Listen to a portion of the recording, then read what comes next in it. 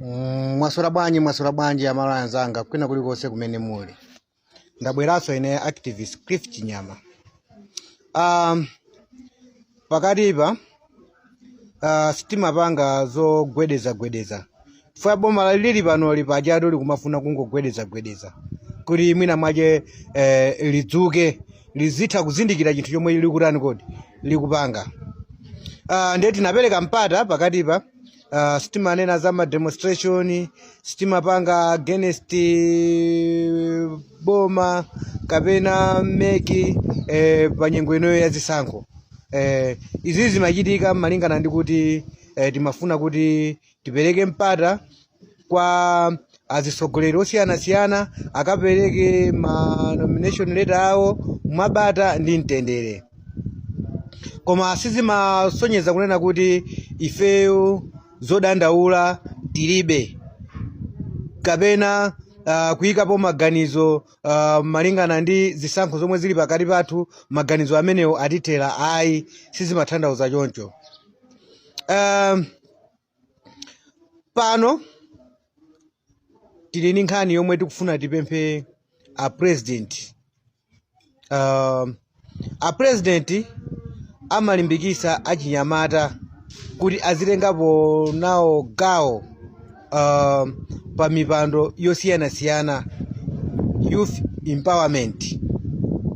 Solo zikutidabwisa kuti a president akukana kulumbirisa Mayamiko Ngoloma amene aku opposition anamuyenereza, anamusankha kunena kuti akhale commissioner wa MEC. Pazifukwa zoziwa woka. Pazifukwa zoziwa woka. Chifukwa akunena kuti ndi public servant. Ndife zikutidabwisa kunena kuti even wapa mpando wa MEC chair Mai Annabel Ntalimanja komanso apa mpando a MEC onse amene akhalapo mbuyomu amachokera ku judiciary. Nthambi imodzi so yachani kodi ya boma. Ndi apa afuna atithandauzire chani kwa Mayamiko Ngoloma pomukana kunena kuti chifukwa choti iyeyo ndi lecture.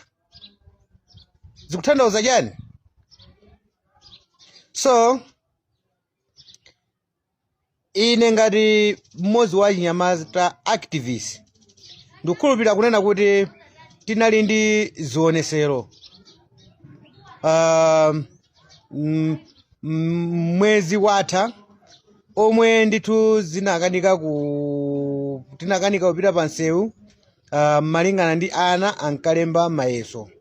So pa nthawi inoyo tikupempha a president kubomako kuti opposition imene imasankha Mayamiko Ngoloma anakhutisidwa naye, andi kusankhidwa kwa Mayamiko Ngoloma ndi mbali imodzi yonena kuti opposition itha kuzamvesesa, itha kuzagwirizana nazo zosatira zayani kodi za MEC zomwe ziza ulusidwe after pa 16 September.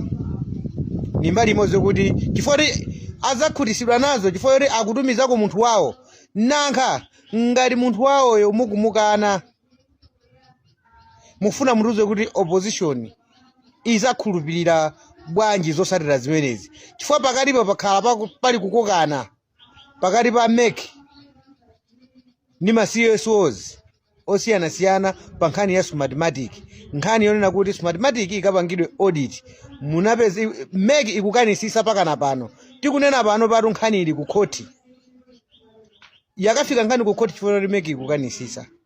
Apaso apereka asankha commissioner Mayamiko Ngoloma ikupezekaso kuti bomaso likukana. Kodi tikufuna timvesese bwinobwino kodi makamaka chili mkati mwa Smartmatic system imeneyi ndi chani? Chifukwa yetu Mayamiko Ngoloma ameneyi akukanidwa chifukwa ndi katswiri wa makompyuta sizinazo zomwe mukunena inuzo ayi. Zoti ndi public servant zimenezozo ndi mbali imodzi yongofuna kutani kuti yongofuna kuthawathawa, chifukwa ndikukhulupirira kuti panalipo anthu ena m'mbuyomu anawina milandu lectures amakanidwa kuti mwina pange nawo participate kuyimira nawo zisankho, koma khoti linatani kodi linavomera. Ndi lero chikuvuta ndi pati nchifukwa chani nthawi zonse boma ili la MCP likumafuna kumayuza malamulo anyowani, malamulo achilendo. Ndikukhulupirira kunena kuti ku opposition pomusankha Ngoloma ameneyi, ku opposition kuli anthu amene ndithu anayendesapo chani kodi dziko lino ani malamulo akwaziwa, akanakhala kuti malamulo ali ndi mfundo zogwirika kuti akukana zimene zisakana musankha Mayamiko Ngoloma. Izizi zikungooneseratu poyera kunena kuti chipani ichi cha MCP mosogozedwa ndi Lazarus Chakwera mogwirizana ndi Meki chilipo chomwe iwo akuchibisa chani kodi mkatikati mwa chani kodi mwa system umenemu, komwe akufunisa kuti anthu wina aliyense asachiziwe. Ndiye ife pano pati kupempha bwana Lazarus Chakwera amenenso anena kuti mu kabineti yawo azayikamo achinyamata osachepera 4 ngati mbali imodzi yolimbikisa achinyamata alumbirise Mayamiko Ngoloma, ngati mbali imodzi yolemekeza malonjezano awo, ngati mbali imodzi yokwanirisa malonjezano awo.